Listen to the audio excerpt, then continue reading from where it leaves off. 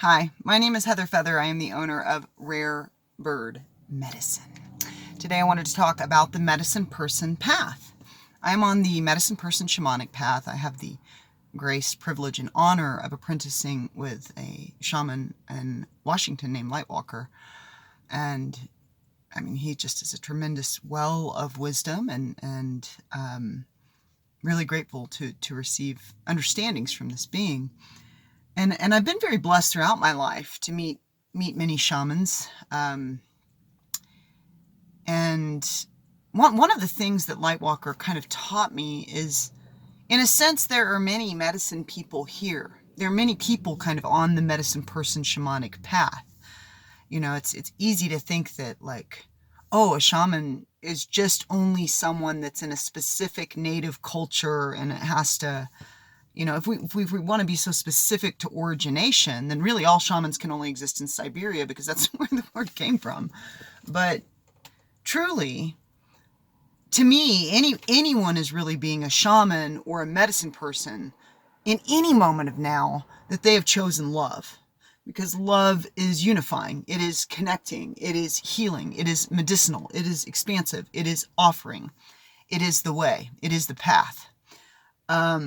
From my perspective. To each their own. So, you know, that's one of the things I think I even had my own perspective of, like, oh, shamans and medicine people, they are indigenous peoples, they're very special people within a given tribe. And I've come to realize, like, acupuncturists, medicine people, you know, Reiki healers, medicine people, you know, and like people who are an accountant and are being loving on the daily, medicine person, shaman. You know, if you're choosing love, if you're operating, if you're being love in form, if you're choosing more unconditional love, then medicine person, shaman. So, because the other side of that coin, as Lightwalker elucidated for me so beautifully once before as well, is false evidence appearing real, or fear. Fear is simply false evidence appearing real. And judgment fits in the category or the side of the coin called fear, or false evidence appearing real. So I wanted to take a moment to talk about judgment in relationship to the medicine person path. I find it very interesting that we can think of something that is unjust. So I'll give you some examples I think of.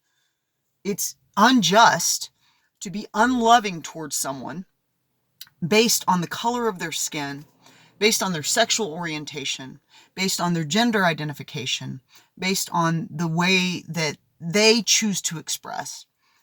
That's unjust. Now, if I then choose, because we're all at choice down here, congratulations. If I then choose to judge the judgers, so I judge those that judge based on color, I judge those that judge based on, you know, sexual orientation or gender identification, or I judge you if you're transphobic, I judge you if you're homophobic, I judge you if you're xenophobic. Tricky thing about that is the false teacher or the false teaching has now become your practice. If you are going to choose not to engage with judgment because it feels unjust, but then you are judging those that judge, guess what? They've indoctrinated you into their teaching.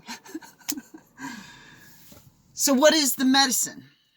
How do we heal judgment? Because we tend to want to judge that we don't understand, don't relate to, that we don't consider a part of our matrix. Well, we have compassion. We have compassion, which is on the love side of the coin. We have compassion that they had a different rearing, they had different teachers, and it's possible with 7.8 billion people that some of the two-leggeds down here had false teachers, some of us had many of them, and some of us were surrounded by them when our personality matrix was being developed by 0 to 7 in that personality matrix development time. So I feel really passionate about this topic because I am constantly looking at frequency. What is my frequency? And what I can tell you is my frequency turns to judging the judgers. I judge you. You're a wall builder, which is something my ego certainly wants to do. My ego wants to grab those reins and just like a chariot, drive that all the way home. However, that means somebody who's a separatist wall builder has invoked and invited me to start building walls. And instead, what I'd like to understand is, first of all, that I'm blessed. First of all, that I'm blessed because I'm not somebody that just naturally steps to that level of dysfunction and separation. So first, let's acknowledge our blessings. But secondly, that something's gone wrong there. If someone is xenophobic, homophobic, transphobic, if somebody needs to judge a lifestyle that they're not living, something has gone wrong there. Something has gone wrong there. Something in their consciousness has engaged in a state of separation. And what causes a state of separation is a lack of compassion. And teachers that are lack of compassion teachers. So what I'm saying is not popular. First of all, it's not popular to have compassion for the one that's in dysfunction and breakdown. It is popular to judge them, make fun of them, pick on them, talk about them behind their backs, which is a poison practice. It's not a medicine practice. That's a toxicity practice. Just like sprinkling poison all around you. Oh, let's all talk trash about everything. It lowers the frequency, it lowers the vibration, it lowers the resonance because it's out of accordance with what you fundamentally are, sacred, holy, neutral, eternal love. I see love as neutral. And it is false evidence appearing real that polarizes love to be good and then fear bad. But love is actually your neutral, natural state. And when you stay in it, you don't have to go into the polarity of false evidence appearing real. Another challenge I find that can presence itself in the costume called judgment and false evidence appearing real and the fear of judgment is so many sacred, beautiful, phenomenal, wise, brilliant, illuminated, cosmically delicious souls that I get to connect with. I'm very blessed with phenomenal people in my life. I'm so graced with just greatness all around me. Great beings. Look at the largesse within inside of you. Are afraid to speak, are afraid to share, are afraid to tell their truth, are afraid to offer themselves. Because most of us, I believe, fear judgment more than death. And why do we fear that? Because we see that our own minds want to go there. And we know that other people do it. And we know that it's possible. And we know diversity is in the world.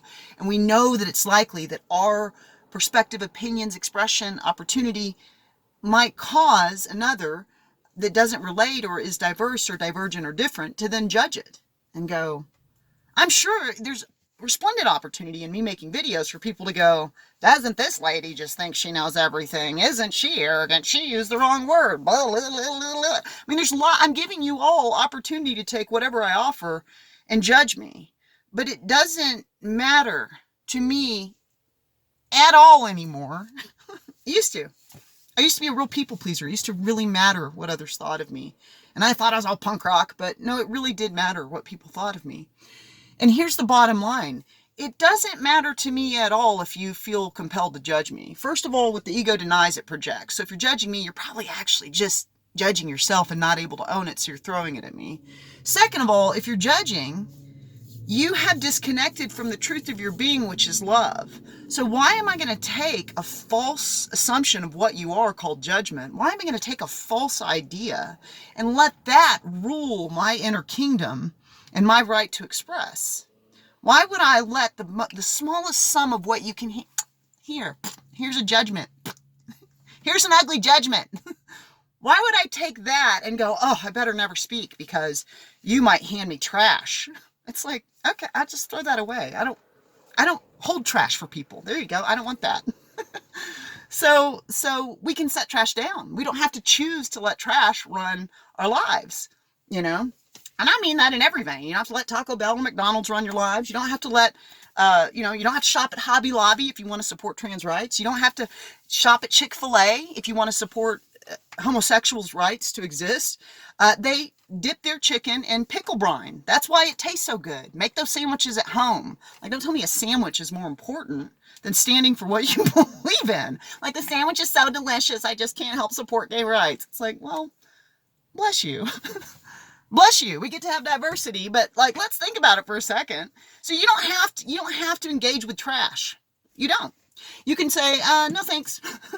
No thanks. Like, and so people may judge you. They may make comments of judgments of you. You don't have to engage them. You don't have to engage delusions of the mind, because that's what separation and judgment is every swinging time. It's a delusion of the mind. Here's the thing, sweet peas. I am you and you are me. Subatomically, we are unified. So subatomic particles do have an electrostatic charge. They bounce off of each other. Everything is made of atoms. Atoms are made of subatomic particles. So all those subatomic particles are kind of doing this. And in a sense, none of the subatomic particles ever touch.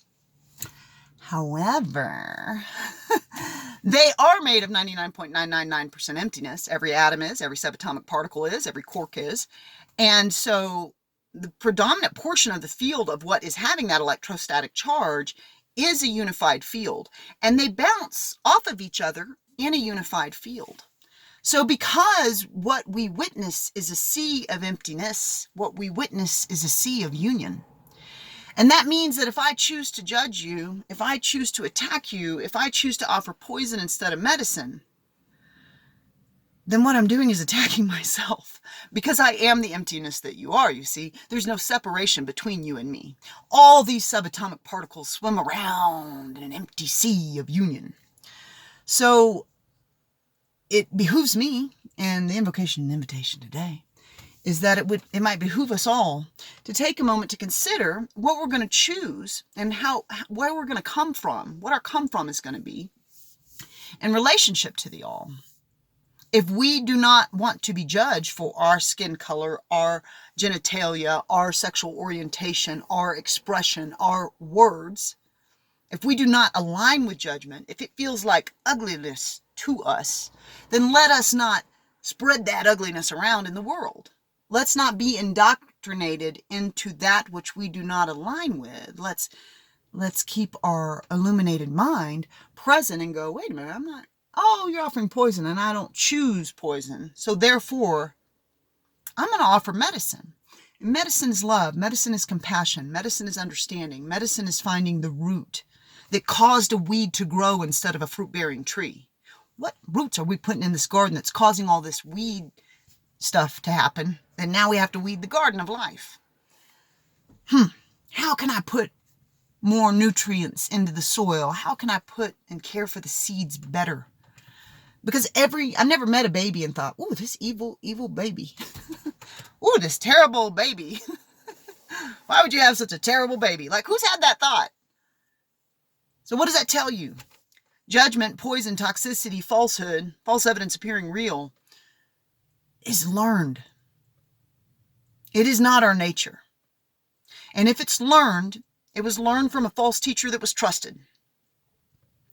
So what that means is, the way we heal it is we focus on truth, we offer truth, we share truth, we hold consciousness of truth, we become aware of truth, we stand in truth, and we deliver it like a delicious medicine. Here's some truth. Here's some truth. You are lovely. You are lovable. You are valuable. You are precious. I don't care about what you have to say. It matters to me. I hope each of you express yourselves more and more and more. We have a class starting with Rare Bird Medicine this Thursday, and it's called Be a Healer. It's an 8-week series. With all my classes, I always offer sliding scale payments if that's what you need. I'm really here to just share the teachings I've gleaned. But I want to talk a bit about this medicine person path and what it means to offer love, to offer medicine, to offer union in response to separation, delusion, and poison. You can go to rarebirdmedicine.com. You can click on the classes link, and you'll see there the upcoming class, Be a Healer, which starts this Thursday. In a couple of weeks, we have a class called Be a Witch, which is going to talk about tapping into your magic, your alchemy, your ability to turn lead-like, weighty thoughts into valuable, precious gold by being a mental alchemist and a magician. May you, this day, Be kind and loving to all you be and everything you see. Blessed be.